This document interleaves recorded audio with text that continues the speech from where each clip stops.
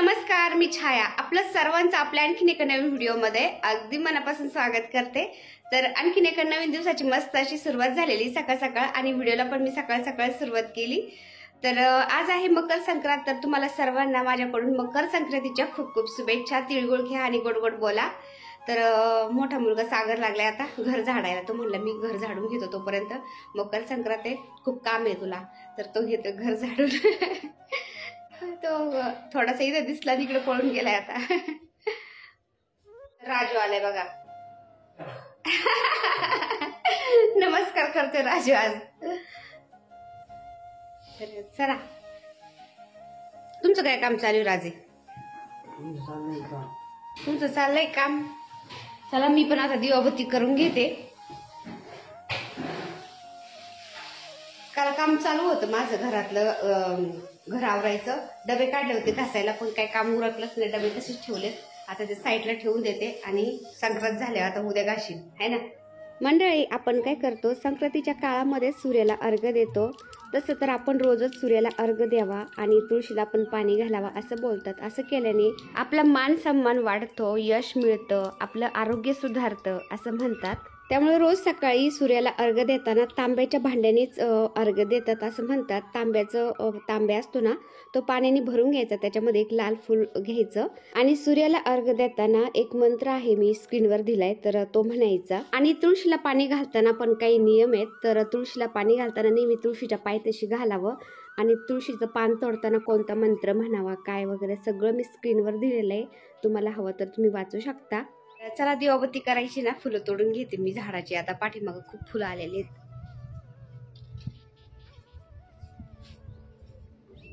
थंडी खूप जास्त सुटली बर का।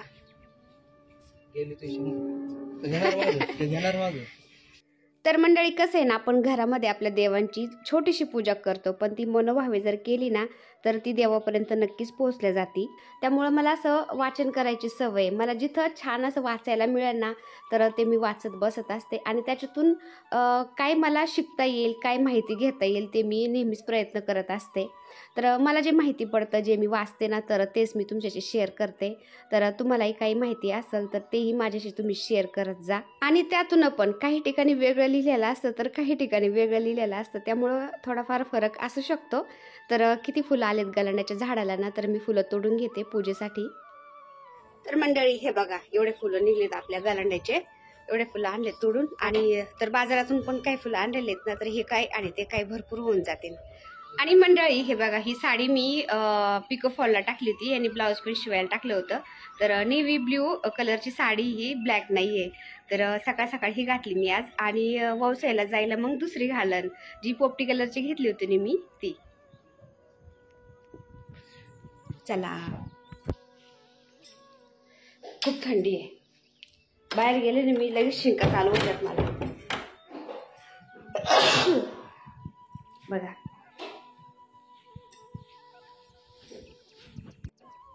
हे बघा धरा आदू,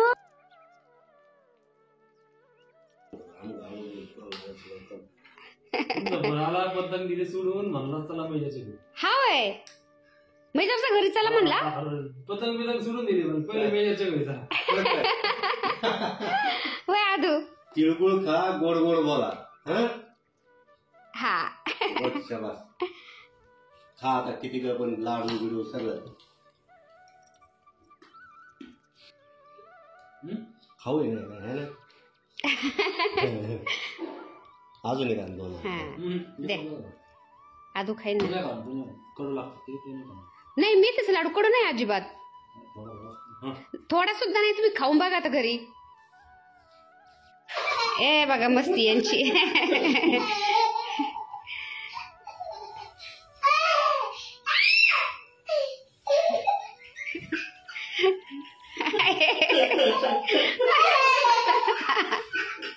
लस गुदगुल्या होतात त्याला। तर हा साळवे भाऊंचा आदू आहे, छोटासा मुलगा। तर आला ना इकडं घरी तर परत घरी जायचंच नाही म्हणतो, इथंच राहायचं म्हणतो, इतका गोड आहे ना। बाय, चला फौजी साहेब घ्या आवरून। तर मी लागले देवपूजेला. तर मुलांना आधी नाश्ता करून दिला, मुलं शांत झाले, मुलं गेले टेरेसवरती पतंग खेळायला, त्यांच्याबरोबर फौजी साहेब पण गेले आणि मी लागले देवपूजेला. तर मग देवांना फक्त मला आंघोळ घालायची होती आणि कलश आहे ना, तर कलश घासून पुसून मस्त घ्यावा लागतो, नाहीतर मग कलशाला ते असे पाण्याचे डाग पडतात ना, तर ते चांगलं नाही वाटत. तर कलश काढला मी घासायला मग. आणि वंशाचं सामान मी रात्रीचंच तयार करून ठेवलं होतं. बरंचसं ज्या भाज्या असतात ना, तर त्या पण कट करून ठेवल्या होत्या. आणि मला ववसा थोडासा कमीच वाटला, कारण मंदिरात गेल्या बायकांना ववसा पण लागतं ना. आणि बाजारात मला ऊस पण मिळायला नव्हता. तर मग राजू म्हणला पाठीमागं गहू, हरभरा, ज्वारी, ऊस सगळंच आहे, तर मी एक चक्कर मारून येतो म्हणला आणि सगळंच घेऊन येतो तुझ्यासाठी. तर तो गेला होता मग ते हरभरा, ज्वारीचं कणीस वगैरे आणायला. मंडळी हे बघा, खाली गहू वाळायला घातलेत आज फौजी साहेबांनी, काल टेरेस धुतले ना त्याच्यामुळं. आणि हे बघा फौजी साहेब आणि सागर दुसऱ्यांना आवाज येतात. आम्ही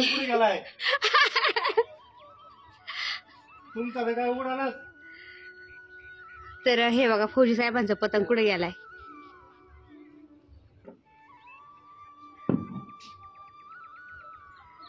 फौजी साहेब आणि सागर उडवतेत पतंग. अरे वा, लयच उंच गेला बर का.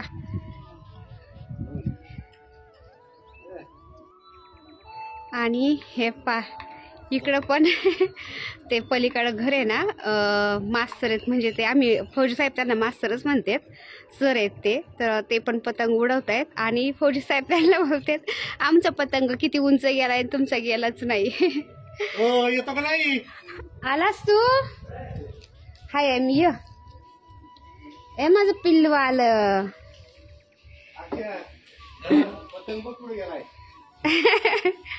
आणली सर्व्हिसिंग करून गाडी? अरे वा, छान झाली. काय काय झालं गाडीला? बापरे, आता छान चालन गाडी. हे पा मंडळी, हे बघा आपल्या वांग्याला कसलं भारी वांग दिसतंय ना. उडतो का नाही?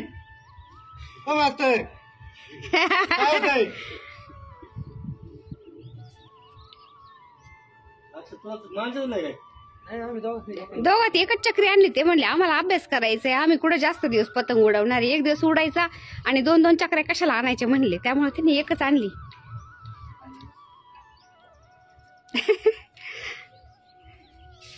फौजी साहेब, मला नागवेलीची पानं काढून द्या आधी. तू दी बाबा काढून, मला पूजा करायची आणि यांचं पतंग उडवायचं काम चालू आहे.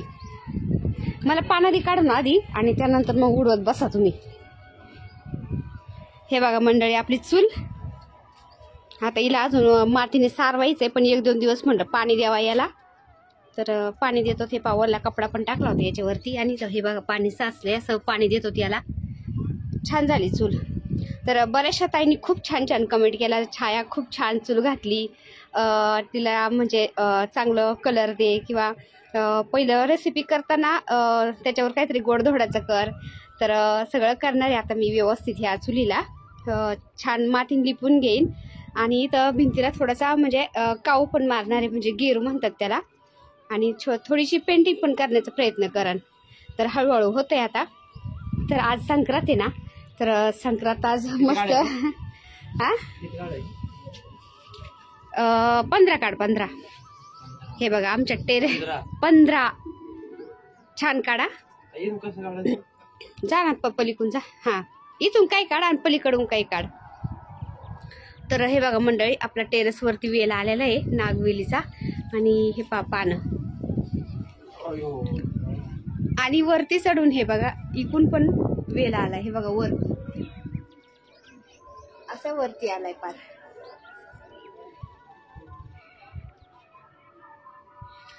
आणि टेरेस वरून हे बघा असं दिसतंय खाली.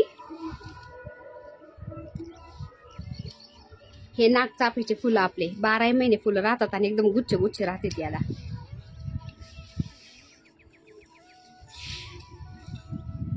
हळूहळू काढ. बिनदेटाचे काढ नको बरं का, देठ असू दे बरं का त्याला. हा बिनदेटाचे पानं नसू नये. माझ्या हातात किती येतं? 3, 5 आहेत. 5 हे किती आहेत? 8 झाले. 15 लागत आहेत टोटल. पलीकडून जा ना, पलीकडून तो तिकून आहेत.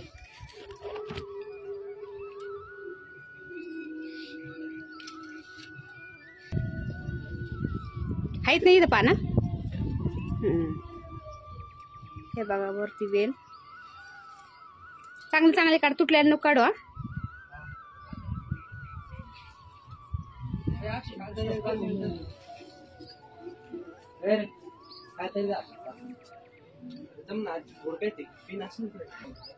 हे बघा कोथमीर मस्त आली फ्रेश. मी आता भाजीला पण घेऊन जाते.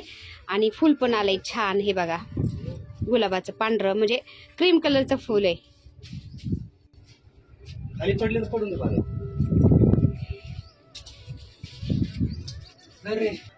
तर मंडळी हे बघा आपल्या कडीपत्त्याचं झाड किती छान झालंय. आता भाजीला आहे ना, आमटीला मी कडीपत्ता इथूनच घेऊन जाते. हे बघा किती फ्रेश. थोडासा जरी टाकला ना भाजीमध्ये तरी छान फ्लेवर येतो, कारण गावरान कडीपत्ता आहे ना.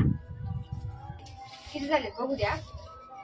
1 2 3 4 5 6 7 8 9 10 11 12 13 झालेले झाले. पानं छान काढले बरं का. मी पूजा करून घेते आहोत. तुम्ही उडवा पतंगा.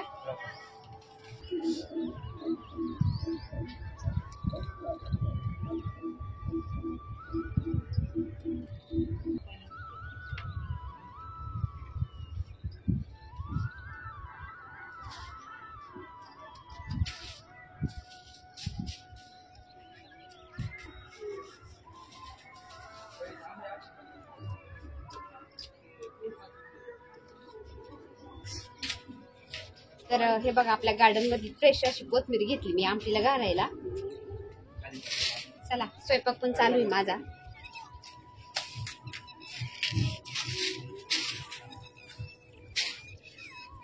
तर हे बघा आपल्या गार्डन मधून मी कोथमीर घेतली भाजीला, नागवेलीचे पानं घेतलेत, कडीपत्ता घेतलाय आणि हे बघा फुलं पण घेतलेत. आणि चालले खाली. फौजी साहेब, सागर, आकाश सगळेच पतंग उडवितेत. चला तर देवांना आंघोळ घातली मी. देव ठेवलेत एका कपड्यावरती मस्त सुकायला. आणि मंदिरामध्ये पण कपडे अंथरून घेतले सगळं, म्हणजे मांडणी केली व्यवस्थित, जे पायऱ्या वगैरे सगळं. आणि दिवे लावून घेते सगळ्यात आधी आणि देवांची मांडणी करते आता. आणि देवपूजा करून घेते, मग बाकीच्या कामाला मोकळी. तसं मी एकीकडं गॅसवरती पुरण शिजायला घातलेलं आहे. म्हटलं चला एकीकडं आपलं देवपूजा होती तोपर्यंत पुरण पण शिजन. तर हे बघा दिवे लावून घेतले मी आणि कपड्यांचं कलर कॉम्बिनेशन लाल पिवळं ठेवलंय मी. आता फक्त देवांची मांडणी करायची आणि सुगड पूजन पण करायचंय. तर सुगडाचं सगळं म्हणजे वंशाचं सामान सगळं मी गोळा करून ठेवलंय. अरे वा. हे बघा राजनी इकडून शेतातून जाऊन दिली ज्वारीचे कणस आणि ऊस पण लावलेला आहे पाठीमाग. ऊस पण आणलाय आणि हे बघा हरभरा पण व्यवसायला. थँक्यू. राजूने माझ्यासाठी जाऊन आणलंय. हे बघा तांदूळ, हे मोठ्या रेवड्या आणि तीळ. आणि हे बघा असं भाज्या सगळ्या सिजनेबल भाज्या असतात ना, तर ह्या सगळ्या असे तुकडे करून घेतलेत. गव्हाचं, ज्वारीचं कणीस, गव्हाच्या वंब्या, बोरं, बिब्याची फुलं, गाजर. आता हे सगळ्यात आधी याच्यात घेतलं आपण. हे बघा हे विडे मांडलेत मी आणि याच्यावरती असं ठेवून घेते मी.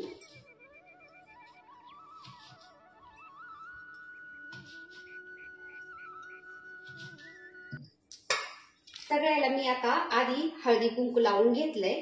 आता खाली थोडे थोडे तीळ टाकायचे सगळ्यात आधी.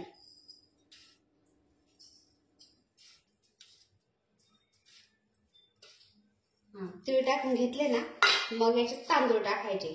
देवपूजा झाल्यानंतरच मी सुगड पूजन करायला लागले, पण देवपूजा झाल्यानंतर मी तुम्हाला दाखवलंच नाही, लक्षातच नाही राहिलं घाई गडबडीमध्ये. तर हे बघा माझी देवपूजा झाली. त्यामध्ये तीळ आणि तांदूळ टाकून घेतले मी. तीळ आणि तांदळाचं सुद्धा खूप महत्व आहे. त्यानंतर ह्या भाज्या आपण घेतल्यात ना सगळ्या, तर ह्या भाज्या थोड्या थोड्या घालायच्या याच्यामध्ये. आता हे बघा असं.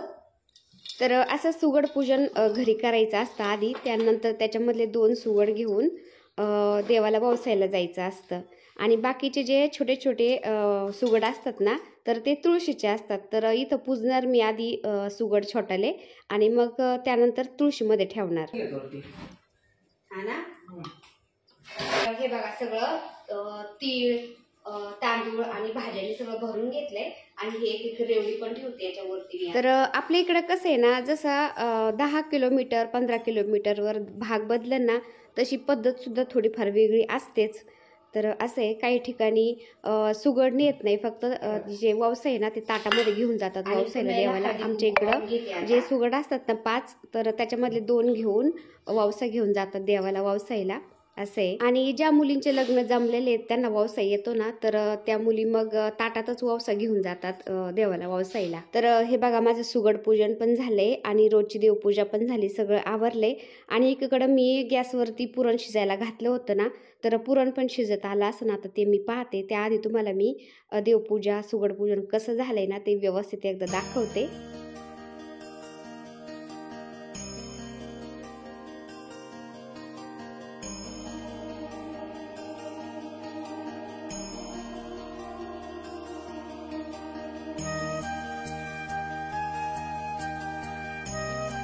तर हे बघा, माझं एकीकडं पुरण पण शिजले.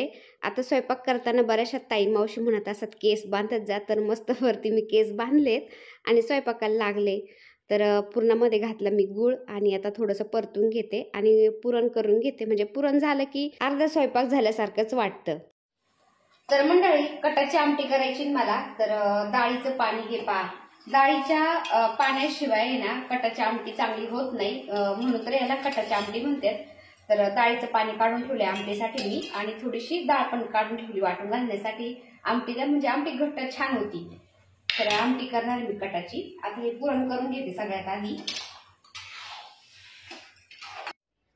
तर मंडळी, तुम्ही बघू शकता, ह्या पोपटी कलरची साडी ना, पिस्ता कलरची साडी, तर ही घातली मी आज. काठापत्राच्या साडीने खूप जड होतं आणि ववसाला जायचं म्हणलं ती आवरत पण नाही. म्हणलं चला साधी सिंपल, म्हणजे आपली हलकी फुलकी साडीच घालावा. तर मी आपली हलकी फुलकी साडी ही पिस्ता कलरची घातली आज. तर हे पा, अशी तयार झाली मी आज. आणि केसांना लावायचं आर्टिफिशियल आणलं होतं ना मी, तर बऱ्याचशा ताई मावशी बोलले होते की लावून दाखव, तर ते पण मी लावले आज, ते पण दाखवते. इतकं व्यवस्थित नाही लावता आलं मला, पण लावलं मी तसंच. ब्लॅक कलरच्या क्लिप पण नाही सापडल्या मला ते लावायला, ग्रीन कलरच्याच होत्या, मग त्यानेच लावून दिलं. म्हणलं चला साडीवर मॅचिंग पण होत्या.